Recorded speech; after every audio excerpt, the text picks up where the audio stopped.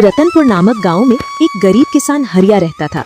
उसके परिवार में उसकी पत्नी और एक लड़का गोलू था। तीनों खूब खेतों में मेहनत करते और अपने जीवन का गुजारा करते। अरे भाग्यवान, अब तो ईश्वर की खूब कृपा है हमारे ऊपर। हमें गांव में खूब काम मिल रहा है, जिससे हमारा गुजारा खूब अच्छे से हो रहा है। हाँ गोलू के पापा, अब हमें कोई दिक्कत नहीं है। बस ईश्वर की ऐसी ही कृपा बनी रहे और ईश्वर जल्द ही मुझे सास बना दे। ईश्वर जरूर सुनेगा। तुम सास और हम ससुर बनेंगे। हरिया के परिवार का खूब सुखी जीवन चल रहा था।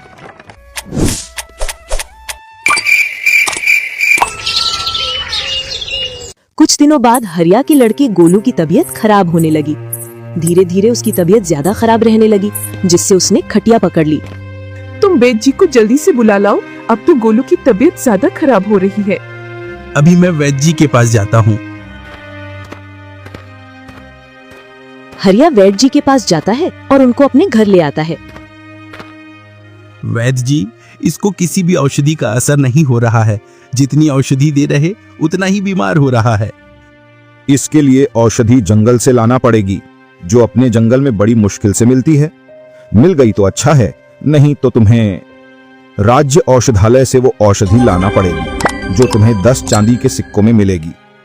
इतने सिक्के तो नहीं हैं। इससे अच्छा मैं जंगल जाकर औषधि ढूंढ ले आता हूँ।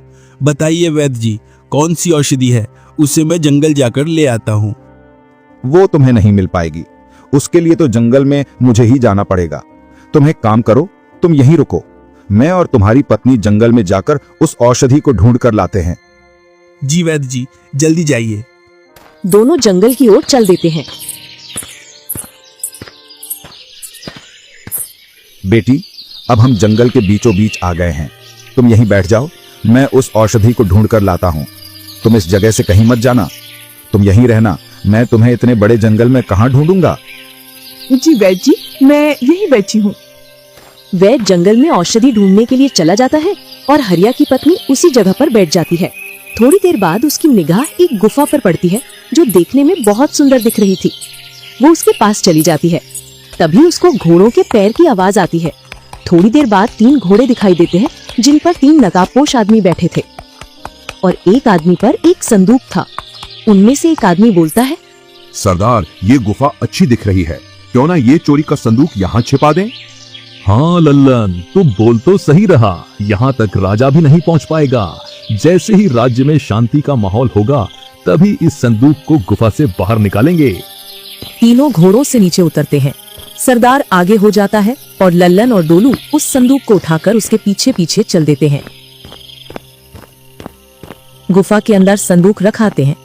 अगर तुम दोनों ने गद्दारी की या किसी को बताया तो तुम दोनों की खैर नहीं। नहीं सरदार, हम किसी को नहीं बताएंगे और ना आपसे गद्दारी करेंगे।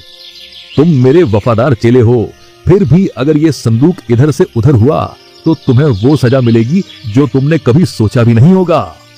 नहीं सरदार, हमारा विश्वास कीजिए, हम आपके साथ कभी गद्दारी नहीं करेंगे।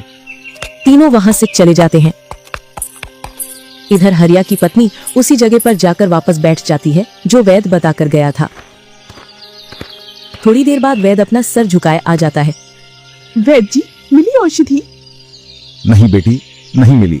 अब तो राज्य औषधालय में ही मिलेगी। दोनों घर की ओर चल देते हैं। वैद्य जी, मिली औषधि? नहीं हरिया, नहीं मिली। अब तो तुम्हें राज्य औषधालय से ही औषधि लानी पड़ेगी। इसके लिए तो सिक्कों की व्यवस्था करना पड़ेगा। हाँ हरिया। इतना कहकर वैद्य वहां से चला जाता है। सुनो भाग्यवान, इस गांव में तो काम से इतने सिक्के कमाना नामुमकिन है। इसके लिए तो मुझे रतनगढ़ जाना पड़ेगा, जिससे मैं वहां काम करके जल्दी से चांदी के सिक्के इकट्ठे कर लूंगा।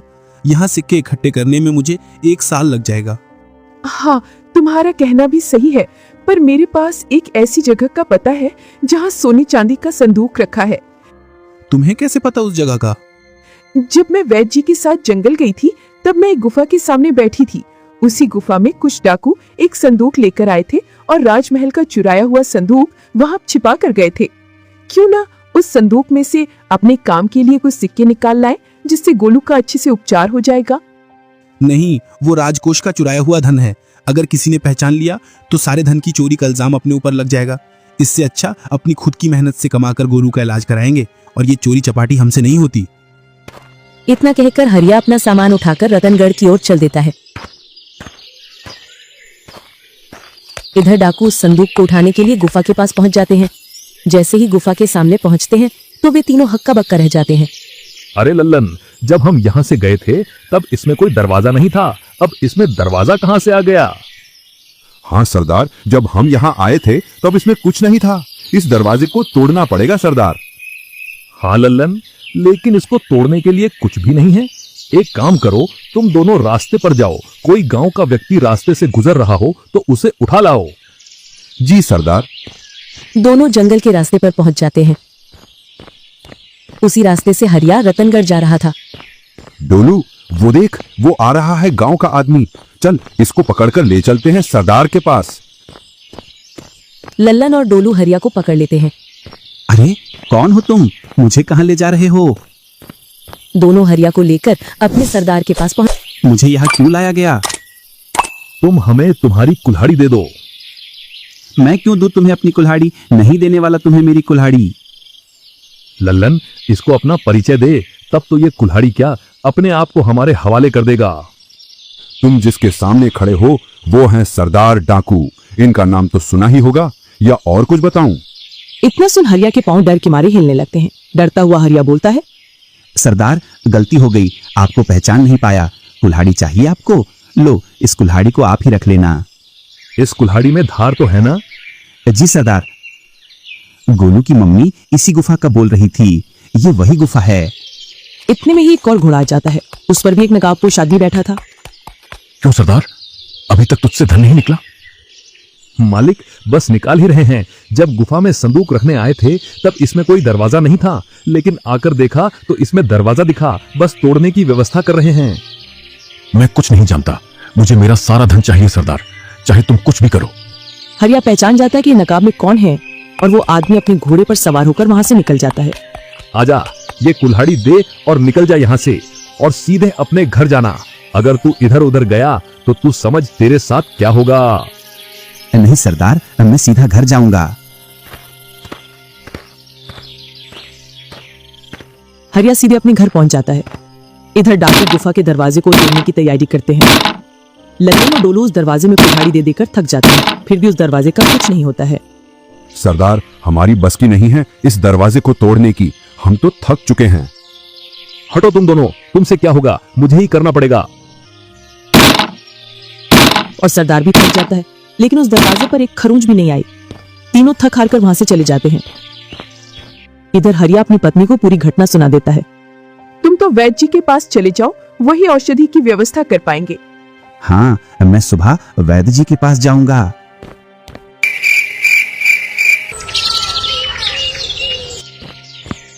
दूसरे दिन हरिया वैद्य जी के पास पहुंच जाता है और जंगल में जो उसके साथ घटना हुई थी वो पूरी वैद्य जी को बता देता है। अब तो तुम्हारे बेटे की बीमारी का इलाज हमारे वेद गुरु ही कर सकते हैं। वो तुम्हें नदिया के किनारे पर अपनी कुटिया में मिलेंगे। तुम अपने बेटे को भी साथ में ले जाना। वो देखकर बीमारी की औषधि दे देंगे और तुम्हारा बेटा वहीं स्वस्थ हो जाएगा। जी वैद्य जी। हरिया अपनी गाड़ी तैयार करके उसमें अपनी पत्नी और बेटे को बैठाकर नदिया की ओर चल देता है। नदिया के किनारे पर वैद्य गुरु की कुटिया दिखाई देती है। थोड़ी देर बाद वे कुटिया के पास पहुंच जाते हैं। कहो बालक, कैसे आना हुआ? गुरुजी, मेरा बालक बहुत दिनों से बीमार है। इसके उपचार के लिए आपके पास आए हैं।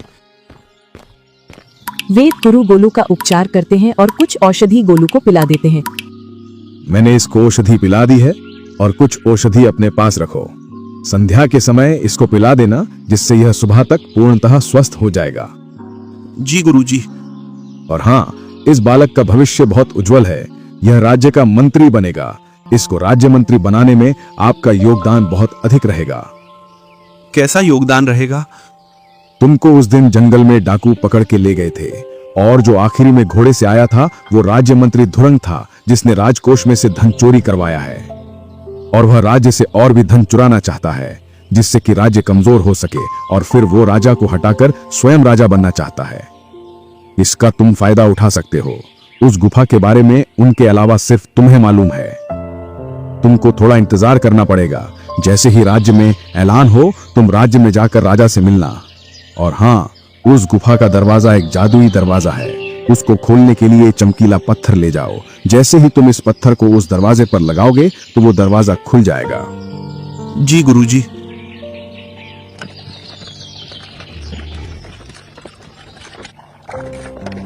तीनों घर आ जाते हैं। हरिया संध्या काल की औषधि गोलू को पिला देता है।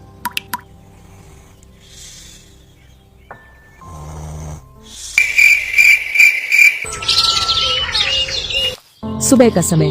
अब गोलू पूर्णतः स्वस्थ हो गया था और तीनों अब राजमहल के ऐलान का इंतजार करने लगे। कुछ दिनों बाद राज्य में ऐलान कर दिया जाता है, जो कोई व्यक्ति राजकोष का धन वापस लाएगा और चोरों को पकड़वाएगा उसको महाराज की ओर से इनाम दिया जाएगा। इतना सुन हरिया और गोलू राजमहल की ओर चल देते हैं।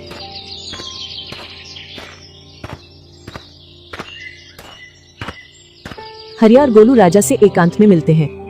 महाराज, हम आपका धन वापस ला सकते हैं। इसके बदले में आपको हमारे बेटे को मंत्री बनाना पड़ेगा। ऐसा तो संभव नहीं। इसके अलावा आप और कुछ मांग लो, क्योंकि मेरी राज्यसभा में अभी पूरे मंत्री हैं, वो भी विश्वसनीय। उनमें से मैं किसे हटाऊं जिसके बदले में आपको बैठाऊं?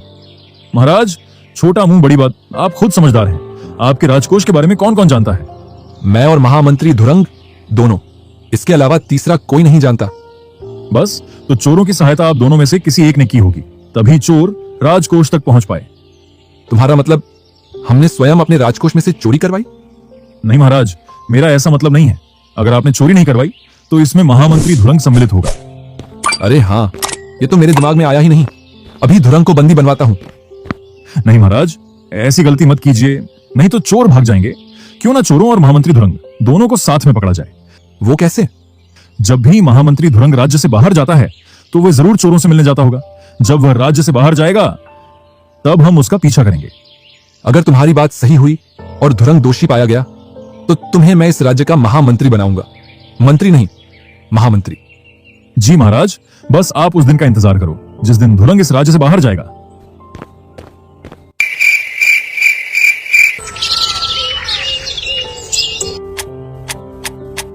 कुछ दिन गुजर जाते हैं। एक दिन धुरंग राज्यसभा में बिना बताए राज्य से बाहर निकल जाता है। थोड़ी देर बाद राजा, हरिया, गोलू और कुछ सैनिक भी उसी रास्ते पर निकल जाते हैं। धुरंग गुफा के पास पहुंच जाता है जहां पहले से तीनों डाकू थे। अभी तक ये दरवाजा टूटा नहीं। मालिक, पता नहीं इस दरवाजे में कौन सी शक्ति या जादू आ गया है जो टूटने का नाम ही नहीं ले रहा। हमने सभी प्रकार से तोड़ने का प्रयास कर लिया। तुमसे क्या टूटेगा? लगता है मुझे ही तोड़ना पड़ेगा। तुम सभी हटो यहां से। अरे मंत्री जी, तुम क्यों इतना कस्ता कर रहे हो? नाजुक हाथों में चोट आ जाएगी। महाराज, आप यहां। सैनिकों, पकड़ लो इस राजद्रोही को और साथ में इन तीनों को भी। तुमने सही बोला था गोलू, तुम ही राज्य के महामंत्री बनने के लायक हो। जाओ, दरवाजा खोलकर संदूक ले आओ। गोलू उस चमकीले पत्थर को उस दरवाजे से लगाता है तो तुरंत वो दरवाजा खुल जाता है। गोलू और दो सैनिक उस गुफा के अंदर जाते हैं और उस संदूक को उठा लाते हैं। धुरंग, तुम्हें क्या जरूरत पड़ गई जो तुम राजकोष में से धन चुराने लगे? राजकोष को कमजोर करके आपको राजा के पद से हटाना चाहता था, जिससे मैं इस राज्य का राजा बन सकूं और अपने अनुसार शासन चला सकूं। तुम्हारी ये इच्छा तो पूरी नहीं हुई। अब तुम कैदियों के राजा बनो और उन पर अपना शासन चलाओ।